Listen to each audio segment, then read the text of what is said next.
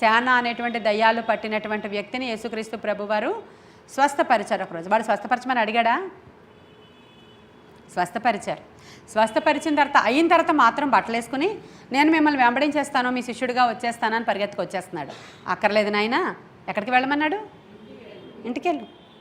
ఇంటికి వెళ్ళి మీ భార్యకి, వాడికి పెళ్ళైందో లేదో తెలియదు మరి, భార్యకి, కొడుకుకి, లేదంటే నీ యొక్క అమ్మకి, నాన్నకి, నీ తమ్ముడికి, నీ అక్కకి సువార్త ఇంటి దగ్గర చెప్పు.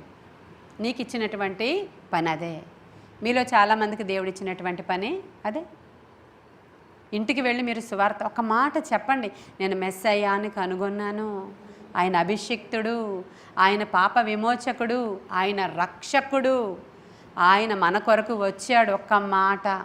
ఒక మాట నువ్వు చెప్పు, ఆ విత్తనం ఎప్పుడో అక్కడ ఫలిస్తుంది. ప్రేమ చూపించి చెప్పు, క్షమాపణ చూపించి చెప్పు, బహుమానం ఇచ్చి చెప్పు, ఏదైనా చేయి. నువ్వు మాట సువార్త, వ్యక్తిగత సువార్త చాలా ఇంపార్టెంట్.